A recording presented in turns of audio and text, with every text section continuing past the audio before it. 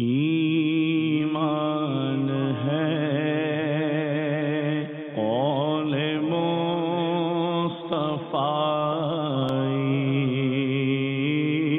قرآن ہے حال مصطفی۔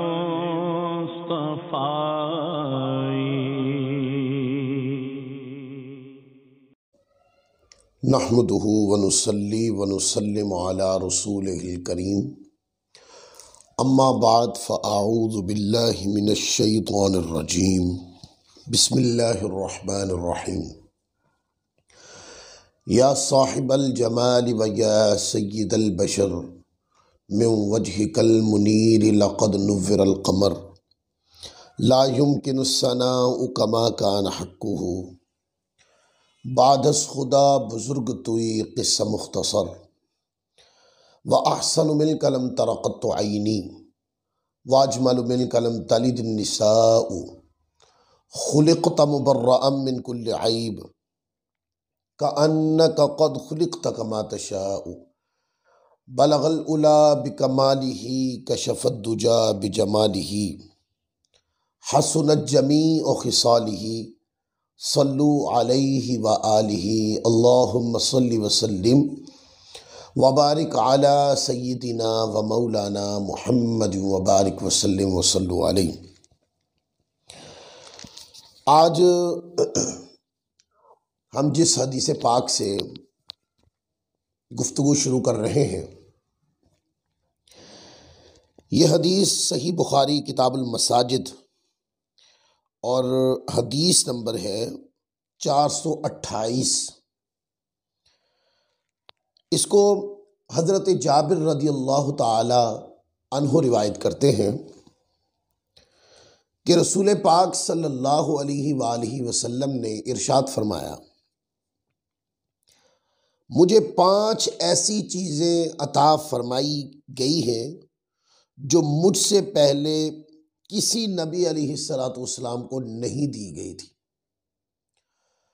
یہاں پر ایک بات کروں، یہ 5 چیزیں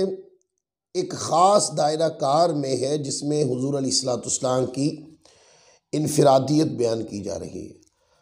اگر ہم خصائص نبوت کے باب میں ایسی چیزوں کے اوپر غور کریں کہ جس کا تعلق فقط حضور علیہ السلام کی ذات اقدس سے ہے، تو ان کی تعداد بہت زیادہ ہے۔ تو یہاں اس ایک حدیث میں صرف یہ چیزیں بیان ہوئی ہیں، 5 چیزیں، جبکہ دیگر احادیث میں اور قرآن مجید کی مختلف آیات پڑھ کر ہم اس نتیجے تک پہنچ سکتے ہیں کہ آقا علیہ السلام کے خصائص صرف 5 نہیں ہیں، اس حدیث میں 5 بیان ہوئے۔ حضور علیہ السلام کی شان انفرادیت اور شان خصائص جس کو کہتے ہیں، یہ بہت بڑا باب ہے دوستو، بہت بڑا باب ہے کہ جس میں کوئی شان مقدس ہے اور حضور علیہ السلام اس میں انفرادی حیثیت رکھتے ہیں۔ اس حدیث پاک میں حضور علیہ السلام نے فرمایا کہ 5 چیزیں ایسی ہیں جو مجھ سے پہلے کسی بھی نبی علیہ السلام کو نہیں دی گئی۔ نمبر 1 ماہ کی مسافت تک کے روب کے ساتھ میری مدد کی گئی، یعنی لشکر اسلام کا خوف اتنا ہے کہ 1 ماہ کی مسافت پہ، ابھی 1 ماہ کی مسافت ہے،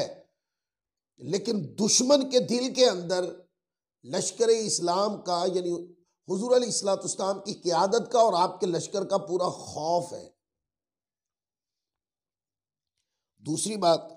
فرمایا، زمین کو میرے لیے سجدہ گاہ اور پاک بنا دیا گیا تاکہ میرا امتی کہیں بھی نماز کا وقت پائے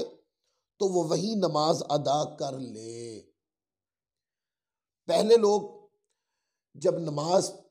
جب عبادت کرتے تھے تو وہ عبادت گاہ میں جا کر عبادت کرتے تھے۔ یہ مسلمانوں کا خاصہ ہے کہ وہ جس جگہ بھی نماز کا وقت ہو جائے تو وہ اسی مقام پر وضو کریں اور کپڑا بچھائیں اور رخ قبلہ کعبۃ اللہ کی طرف کریں اور نماز ادا کر لیں۔ اب اس سے مراد کیا ہے اس کی کوئی یہ مراد نہ لے کہ اس کا مطلب یہ کہ کوئی بندہ مسجد میں جا کر نماز ہی نہ پڑھے، نہیں، مسجد کی جماعت واجب ہے، وہ ضروری ہے کہ آپ اس کو جا کے حاصل کریں۔ اس سے مراد یہ کہ بندہ کہیں سفر کر رہا ہے اور دور دراز تک کوئی مسجد ہی نہیں ہے، اب وہ کیا کرے؟ کیا وہ مسجد اور عبادت گاہ کے بغیر عبادت ہی نہیں کر سکتا؟ نہیں، وہ وہیں پر وضو کرے اور قبلہ کی طرف منہ کرے اور وہیں جائے نماز بچھائے یا کسی پاک جگہ پہ کھڑے ہو کے نماز پڑھ لے۔ اور اگر بندہ ایسی سہولت میں ہے کہ مسجد قریب ہے، سہولت مسجد کی موجود ہے، تو پھر مسجد کے اندر جا کے نماز پڑھنی ہے جماعت کے ساتھ، کہ مسجد کی جماعت واجب ہے، وہ بغیر کسی شرعی عذر کے اس کو ترک نہیں کیا جا سکتا۔ تیسری بات فرمایا کہ میرے لیے مال غنیمت حلال کر دیا گیا۔ جب مجاہدین جنگ لڑ کے آتے ہیں تو وہ مال غنیمت جو تھا وہ تقسیم کیا جاتا تھا، اس کی پوری تفصیل ہے قرآن مجید کے اندر۔ آگے، ہر نبی کو خاص اپنی قوم کی طرف مبعوث کیا گیا۔ یہ جو نقطہ ہے، یہ جو حصہ ہے، یہ ہمارے آج کے موضوع کے ساتھ یہ ریلیونٹ حصہ ہے۔ فرمایا کہ ہر نبی کو خاص اپنی قوم کی طرف مبعوث کیا جاتا تھا، جبکہ مجھے تمام انسانوں کی طرف مبعوث کیا گیا اور مجھے حق شفاعت عطا فرمایا گیا۔ اب یہ جو لفظ ہے کہ مجھے حق شفاعت عطا فرمایا گیا، اعطیت الشفاعہ، مجھے شفاعت عطا کر دی گئی۔ اہل سنت کا عقیدہ اس میں یہ ہے کہ حضور علیہ السلام کو شفاعت عطا کر دی گئی ہے۔ اور اگر کوئی پوچھے کہ بخاری مسلم کے اندر جو لفظ ہے کہ پھر مجھے اذن دیا جائے گا جیسے احادیث شفاعت میں ہے، تو وہ جو احادیث ہے وہ ساری اس پر محمول ہے کہ قیامت والے دن جو اذن دیا جائے گا وہ اذن کلام ہوگا، کہ اللہ کی بارگاہ میں کوئی کلام نہیں کر سکے گا، کوئی بھی کلام نہیں کر سکے گا۔ حضور فرماتے ہیں سب سے پہلے اللہ رب العزت کی بارگاہ میں جو کلام فرمائے گی ذات، وہ میں ہوں گا۔ تو اللہ تبارک و تعالیٰ کا اذن ہوگا اور حضور علیہ السلام کلام فرمائیں گے، تو وہ جو قیامت والے دن اذن دیا جائے گا وہ اذن کلام ہوگا۔ اذن شفاعت، حق شفاعت، اختیار شفاعت جو ہے وہ دنیا میں مصطفیٰ کو عطا کر دیا گیا۔ اس کے اوپر لمبے دلائل ہیں، موجود ہے اس کے اوپر۔ آقا علیہ السلام کسی کو جنت کی خوشخبری دے رہے ہیں، حضور علیہ السلام کسی کو جنت میں گھر عطا فرما رہے ہیں، آقا علیہ السلام کسی کو بخشش کا پروانہ عطا فرما رہے ہیں، کسی کو حضور علیہ السلام فرما رہے ہیں فلاں فی الجنہ، فلاں فی الجنہ، فلاں فی الجنہ۔ یہ تمام دلائل و اس طرح کی جو احادیث ہے وہ اس بات پہ دلالت کرتی ہیں کہ حضور علیہ السلام کو حق شفاعت، اختیار شفاعت، شان شفاعت عطا کر دی گئی۔ ہاں، قیامت والے دن اذن دیا جائے گا، وہ اذن کلام ہوگا۔ پھر اس کے بعد حضور علیہ السلام قیامت والے دن جن کی شفاعت فرمائیں گے، آقا علیہ السلام شفاعت کریں گے۔ اب یہ جو بات بخاری شریف کے اس درس کے اندر، یہ جو ہم حدیث پڑھ رہے ہیں صحیح بخاری کی کتاب المساجد اور حدیث نمبر 428، یہ جو حصہ فرمایا ہر نبی کو خاص یعنی ان کی قوم کی طرف مبعوث کیا گیا، اور فرمایا کہ مجھے پوری انسانیت کی طرف مبعوث کیا گیا۔ یہ آقا علیہ السلام کی وہ شان ہے کہ جس میں حضور علیہ السلام تمام انبیاء کرام میں بے مثال ہے، اور یہ شان انفرادیت ہے مصطفیٰ کی، اس میں حضور کا کوئی ثانی نہیں ہے۔ آپ قرآن مجید پڑھیں، کذبت قوم نوح المرسلین، اب اس میں ذکر ہے کہ نوح علیہ السلام اپنی قوم کی طرف رسول تھے۔ کذبت عاد المرسلین، اپنی قوم کی طرف ہود علیہ السلام نبی تھے۔ اسی طرح حضرت لوط علیہ السلام کا، حضرت شعیب علیہ السلام کا، موسیٰ علیہ السلام کا، ابراہیم علیہ السلام کا، آپ قرآن مجید سے سارے واقعات اٹھا کے پڑھ لیں، وہ اپنی قوم کی طرف رسول تھے۔ یوسف علیہ السلام اپنی قوم کی طرف یعنی مصر کی طرف رسول تھے، یعقوب علیہ السلام کنعان کی طرف رسول تھے، حضرت لوط علیہ السلام اپنی قوم کی طرف تھے، شعیب علیہ السلام مدین کی طرف تھے، موسیٰ علیہ السلام بنی اسرائیل کی طرف تھے، اور حضور علیہ السلام کل انسانیت کی طرف رسول بن گیا ہے، بلکہ مصطفیٰ کل کائنات کے رسول بن گیا ہے، کہ آیت میں عموم ہے۔ اور یہ جو بات صحیح بخاری کی روایت میں آئی ہے، یہی بات قرآن مجید کے دلائل بھی ہے اس کے اوپر، وہ میں آیت بعد میں پڑھتا ہوں۔ اسی طرح صحیح بخاری شریف میں ہی اسی موضوع کے اوپر جو دوسری روایت ہے وہ کتاب التیمم میں ہے، اور حدیث نمبر 328 ہے۔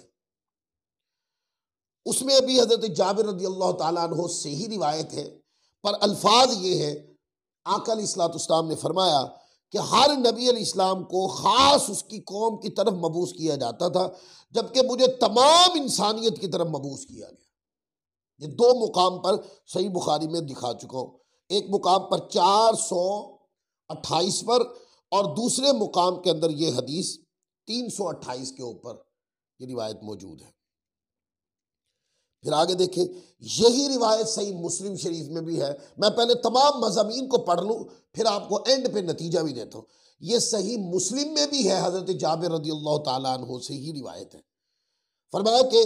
آقا علیہ السلام نے ارشاد فرمایا کہ مجھے 5 ایسی چیزیں عطا کی گئیں جو مجھ سے پہلے کسی نبی علیہ السلام کو نہیں دی گئی، اور فرمایا کہ پہلے ہر نبی صرف اپنی قوم کی طرف بھیجا جاتا تھا، اور میں ہر سرخ اور سیاہ کی طرف آیا ہوں۔ یہ لفظ عموم آ گیا نا، ادھر انسانوں کا لفظ تھا کہ مجھے تمام انسانوں کی طرف نبی بنا کر بھیجا گیا، اور یہاں پر لفظ صحیح مسلم شریف میں ہر سرخ اور سیاہ یعنی تمام مخلوقات کی طرف مجھے رسول مبعوث کیا گیا۔ اور پھر آگے وہی والی بات کہ پھر مال غنیمت مجھ پر حلال کی گئی، اور زمین کو طیب و طاہر بنا دیا گیا، اور پھر روب کے ساتھ میری مدد کی گئی، اور مجھے خصوصی حق شفاعت عطا کیا گیا۔ اب صحیح مسلم شریف کی روایت میں مجھے ہر فرمایا سرخ اور سیاہ کی طرف، اب علماء اس کا معنی بیان کرتے ہیں، یعنی کل کائنات کی طرف رسول بنا کر بھیجا۔ اللہ کی جتنی بھی مخلوق ہے سب کی طرف مصطفیٰ رسول ہے۔ اسی لیے تو جبرائیل امین بھی مصطفیٰ کی بارگاہ میں آ کر کہتے تھے السلام علیکہ یا رسول اللہ، میکائیل علیہ السلام بھی آ کے کہتے ہیں السلام علیکہ یا رسول اللہ، اسرافیل علیہ السلام بھی آ کر کہتے، اس طرح تمام فرشتے جب حضور کی بارگاہ میں آتے اور آ کر کہتے السلام علیکہ یا رسول اللہ، حضور کی بارگاہ میں رسول اللہ کے لفظ بولتے۔ صحیح مسلم کتاب الفضائل اٹھا کے پڑھے، آقا نے فرمایا کہ وہ پتھر کو میں ابھی بھی پہچانتا ہوں جو بیست سے پہلے مجھے سلام کرتا تھا۔ اور جامع ترمذی اٹھا لے، جامع ترمذی کے اندر یہ روایتیں موجود ہیں، مولا کائنات رضی اللہ تعالیٰ عنہ سے بھی روایت ہے، اور دیگر صحابہ کرام سے، کہ جس کے اندر یہ ہے کہ حضور علیہ السلام مدینہ پاک سے آپ باہر کی طرف جنگل کی طرف تشریف لے گئے، تو وہ حدیث پاک میں آتا ہے، مولا کائنات علی مرتضیٰ روایت کرتے ہیں کہ دیکھا کہ ہر پتھر اور ہر درخت مصطفیٰ علیہ السلام کو سلام کر رہا تھا، السلام علیکہ یا رسول اللہ کہہ رہا تھا۔ لہذا پتھر جو تھے وہ حضور علیہ السلام کو السلام علیکہ یا رسول اللہ کہتے تھے۔ اس طرح جانوروں کا بھی ہے، اور اس کے اوپر ایک لمبی بحث ہے۔ یہ تمام احادیث مل کر اس بات پر دلالت کرتی ہیں کہ آقا علیہ السلام کا یہ فرمانا کہ میں ہر سرخ اور سیاہ کی طرف یعنی میں کل مخلوقات اور کائنات کی طرف رسول بنا کر بھیجا گیا۔ صحیح مسلم، اور یہ حدیث نمبر صحیح مسلم کی ہے 2313۔ پھر آگے آ جائیں، امام احمد بن حنبل نے اس کو روایت کیا۔ میں بڑا حوالہ دے دیتا ہوں، اس کے بعد نیچے بھی حوالہ جات ہوتے، یعنی کہ اگر بخاری اور مسلم میں روایت آ گئی تو اس کے بعد نیچے والی حدیث کی کتابوں میں یہ روایت صحیح سند سے ہوگی، اور اس سے پہلی والی کتابوں میں بھی ہوگی، کیونکہ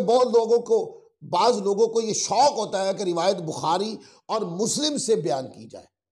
میں نے بخاری مسلم سے دونوں سے پڑھ دی، اور چونکہ درس بخاری شریف کا ہو رہا ہے اس لیے میں نے ابتدا بخاری شریف سے کی تھی۔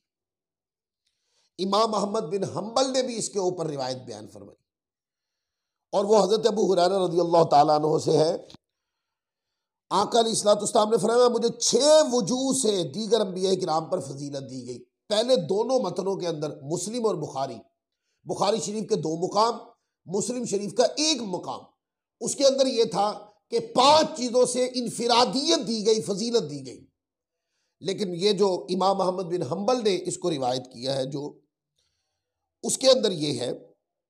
کہ آقا علیہ الصلوۃ والسلام نے فرمایا کہ مجھے 6 وجوہ سے اپنے سے پہلے انبیاء کرام پر فضیلت اور انفرادیت دی گئی، اور اس روایت کو امام مسلم نے بھی روایت کیا، ابن حبان نے، ابو یعلا نے بھی روایت کیا۔ اور وہ 6 وجوہ کیا ہے؟ وہ 6 وجوہ یہ ہیں، اس کے اندر مجھے جوامع الکلم یعنی مختصر اور جامع کلام عطا کیا، اور پھر روب سے مدد کی، مال غنیمت حلال کر دیا میری امت پر، اور فرمایا میرے لیے تمام روئے زمین کو سجدہ گاہ یعنی مسجد اور پاک بنا دیا، اور پھر آگے لفظ آگے مجھے تمام مخلوق کی طرف مبعوث کیا گیا، اور مجھ پر سلسلہ بعثت انبیاء کرام ختم فرما دیا گیا۔ اب اس میں بھی عموم لفظ ہے، اور لفظ ہے وَأُرْسِلْتُ إِلَى الْخَلْقِ كَافَّةً، مجھے کل کائنات مخلوق کی طرف رسول بنا کر بھیجا گیا، جس کا معنی یہ ہے کہ مصطفیٰ صلی اللہ علیہ وآلہ وسلم جن و انس کے بھی رسول ہیں،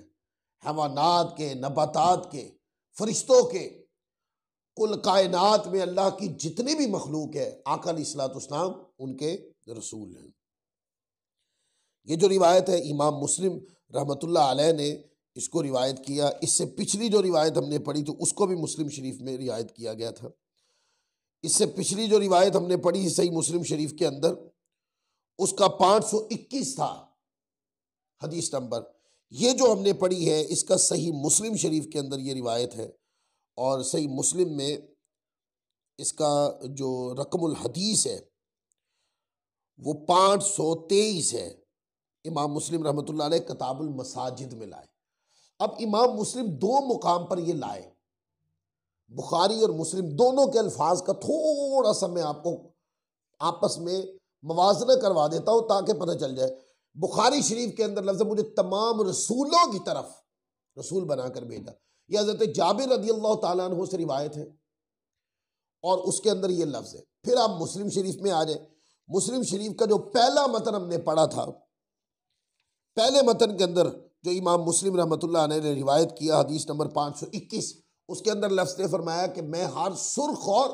سیاہ کی طرف رسول بنا کر بھیجا گیا ہوں، یعنی مانا کل کائنات کی طرف، کل کائنات مخلوق کی طرف رسول بنا کر بھیجا۔ اور پھر مسلم شریف کی دوسری روایت حدیث نمبر 523 صحیح مسلم، اس کے اندر یہ لفظ تھے کہ آقا علیہ الصلوۃ والسلام نے ارشاد فرمایا کہ وَأُرْسِلْتُ إِلَى الْخَلْقِ كَافَّةً، فرمایا کہ میں کل مخلوق کی طرف، اللہ تعالیٰ کی جتنی بھی خلق ہے، فرمایا میں اس کی طرف رسول بنا کر بھیجا گیا ہوں۔ اور ساتھ آگے لفظ آگے فرمایا کہ اور میں نبیوں کی میں سے آخری نبی، سلسلہ نبوت کو ختم کرنے والا ہوں، نبی آخر الزماں ہوں، آخری نبی ہوں میں۔ اس کے بعد اب اس سے اگلی حدیث جس کو امام احمد بن حنبل نے روایت کیا، امام ترمذی نے کتاب السیر باب ما جاء فی الغنیمہ کے اندر روایت کیا، حدیث نمبر 1553 کے اندر ابن سعد اور دیگر علماء نے روایت کیا، بڑے حوالے امام احمد بن حنبل نے اس کو روایت کیا، امام ترمذی رحمۃ اللہ علیہ نے، اور اس کے اندر روایت حضرت ابو امامہ سے ہے۔ حضرت ابو امامہ بیان کرتے ہیں کہ رسول پاک صلی اللہ علیہ وآلہ وسلم نے فرمایا اللہ تعالیٰ نے مجھے تمام انبیاء پر، یا فرمایا کہ تمام امتوں پر 4 چیزوں کے ساتھ فضیلت دی۔ پھر تقابل کر دیتا ہوں، بخاری شریف میں 5 چیزوں کی ہے، اور مسلم شریف میں ایک روایت کے اندر 5 چیزوں کے ساتھ فضیلت کا ذکر ہے اور دوسری روایت کے اندر 6 چیزوں کے ساتھ فضیلت کا ذکر ہے۔ اور یہ جو روایت ترمذی شریف سے ہم پڑھ رہے ہیں، اس روایت میں اور امام محمد بن حنبل کی جو روایت حضرت ابو امامہ رضی اللہ تعالیٰ عنہ سے، اس کے اندر 4 وجوہ سے فضیلت کی بات۔ جابر رضی اللہ تعالیٰ عنہ کی حدیث آپ پڑھیں گے بخاری مسلم کے اندر تو 5 چیزوں پر فضیلت کی بات ہے۔ حضرت ابو ہریرہ رضی اللہ تعالیٰ عنہ کی حدیث اٹھا کر مسلم شریف میں پڑھیں گے تو اس کے اندر 6 وجوہ سے افضلیت اور شان انفرادیت کا بیان ہے۔ اور حضرت ابو امامہ رضی اللہ تعالیٰ عنہ کی حدیث امام ترمذی کی، امام محمد بن حنبل کی اگر آپ اٹھا کے پڑھیں گے تو اس کے اندر 4 وجوہ سے افضلیت اور انفرادیت شان کا بیان ہے۔ فرمایا کہ 4 چیزوں سے فضیلت عطا کی گئی، اور وہ 4 چیزیں کیا ہیں؟ ان 4 چیزوں میں فرمایا پہلی چیز یہ ہے کہ مجھے تمام لوگوں کی طرف نبی بنا کر بھیجا گیا ہے، اور میرے امتی کے لیے ساری زمین کو سجدہ گاہ یعنی پاک بنا دیا گیا۔ اب اس حدیث پاک کے اندر بھی آپ پہلے لفظوں کے اوپر غور کریں، حضور علیہ الصلوۃ والسلام کے، فرمایا قال ارسلت الی الناس کافہ، اور مسلم شریف کے لفظ کیا تھے؟ مسلم شریف کے لفظ ہے وارسلت الی الخلق کافہ، مسلم کے لفظ وارسلت الی الخلق کافہ، اور ترمذی شریف کے لفظ ہے قال ارسلت الی الناس کافہ۔ ادھر لوگوں کا ذکر ہے، ادھر خلق کا ذکر ہے، معنی ایک ہی ہے۔ فرمایا کہ مجھے تمام خلق کی طرف رسول بنا کر بھیجا، یعنی جس چیز کو اللہ نے خلق کیا ہے ان کی طرف میں رسول ہوں، وہ مجھے رسول مانتے ہیں اللہ کا۔ اور ترمذی شریف میں فرمایا کہ میں تمام لوگوں کی طرف، اس کا اطلاق تمام مخلوقات میں ہوتا ہے، فرمایا کہ میں ان کی طرف رسول بنا کر بھیجا۔ یہ مصطفیٰ کی شان اقدس ہے کہ آپ تمام مخلوق کی طرف رسول بنا کر بھیجیں گے۔ پہلے انبیاء کرام اپنی قوموں کی طرف رسول تھے، نبی تھے، جبکہ آقا علیہ الصلوۃ والسلام تمام مخلوق کی طرف، تمام خلق کی طرف رسول ہے، تمام سرخ اور سیاہ کی طرف مصطفیٰ رسول ہے۔ اس لیے کہ جو مختلف قوموں کی طرف رسول بن کر، اور انبیاء کرام کی مختلف اوقات میں جلوہ گری ہوتی رہی، انبیاء کرام تشریف لاتے رہے، وہ تمام کے تمام انبیاء کرام حضور علیہ الصلوۃ والسلام کی حکمن امت ہیں، اور مصطفیٰ ان تمام انبیاء کرام کے بھی نبی۔ تمام انبیاء کرام مصطفیٰ کی آمد کا مقدمہ تھے، اور حضور علیہ الصلوۃ والسلام کی آمد کا بتاتے رہے، اور مصطفیٰ علیہ الصلوۃ والسلام ان تمام انبیاء کرام کے سردار ہیں۔ وہ اللہ کی رحمت لے کر آئے، مصطفیٰ خود عالمین کے لیے خدا کی رحمت بن کے آئے۔ انبیاء کرام معجزات لے کر آئے، اور مصطفیٰ سراپا معجزہ بن کے تشریف لائے۔ آقا علیہ الصلوۃ والسلام کا کلام بھی معجزہ، مصطفیٰ کا دست اقدس بھی معجزہ، آقا کا دیکھنا معجزہ، سننا معجزہ، بولنا چلنا معجزہ۔ حضور علیہ الصلوۃ والسلام کے سامنے کوئی آ کر کہے کہ مجھے معجزہ دکھائیں، اور مرضی کا معجزہ طلب کرے کہ یہ دکھائیں، حضور انکار نہ کریں ان کو، اور آقا علیہ الصلوۃ والسلام اسی کو فرمائیں، اور وہ معجزاتی طور پر اس میں تغیر ہو جائے۔ یہ کیا ہے؟ یہ حضور علیہ الصلوۃ والسلام کی شان بے مثالی ہے، یہ شان انفرادیت ہے، یہ شان افضلیت ہے، اور تمام انبیاء کرام میں۔ اور یہاں پر اس سارے مفہوم کو حدیث بخاری اور مسلم سے پڑھنے کے بعد اب یہ جملہ کہنے میں مجھے دقت نہیں ہے، وہ یہ کہ تمام انبیاء بے مثال ہیں، تمام انبیاء کرام بے مثال ہیں، اور چونکہ مصطفیٰ کی شان افضلیت کی ہے، انفرادیت کی ہے، جدا شان ہے، بڑی شان ہے، فائق شان ہے، تو پھر یہ ہے کہ تمام انبیاء کرام بے مثال ہیں، اور مصطفیٰ ان بے مثالوں میں بے مثال ہے۔ تمام انبیاء کرام لاجواب ہیں، اور مصطفیٰ علیہ الصلوۃ والسلام ان تمام لاجوابوں میں باکمال اور بلند شان اور عرفہ عظمت والے۔ یہ میرے آقا علیہ الصلوۃ والسلام کی شان ہے۔ بعض لوگ حضور علیہ الصلوۃ والسلام کی شان کو بیان کرتے ہیں تو ایسا محسوس ہوتا ہے جیسے کسی عام بندے کی گفتگو کی جا رہی ہے۔ تو ان دوستوں سے بھی گزارش کروں گا کہ جب حضور علیہ الصلوۃ والسلام کی شان اقدس کو بیان کیا جائے تو حضور علیہ الصلوۃ والسلام کی شان اقدس کو فائق کر کے بیان کیا جائے، کہ قرآن مجید کی سنت یہ ہے کہ حضور علیہ الصلوۃ والسلام کا جب بھی ذکر کیا جائے وَرَفَعْنَا لَكَ ذِكْرَكَ، اے حبیب ہم نے آپ کی خاطر آپ کے ذکر کو بلند کر دیا۔ اب کتنا بلند کیا ہے اس کا ذکر قرآن مجید میں نہیں، اس کا معنی یہ کہ بلند علی الاطلاق بلند کر دیا ہے پیارے، یعنی تمام مخلوق میں پیارے ہم نے آپ کے ذکر کو بلند کیا کس نے؟ اللہ نے۔ اب خدا جتنا کوئی بلند نہیں کر سکتا، لہذا اگر کوئی چھوٹا کر کے بیان کرے تو وہ اس آیت کریمہ کے خلاف ہو جائے،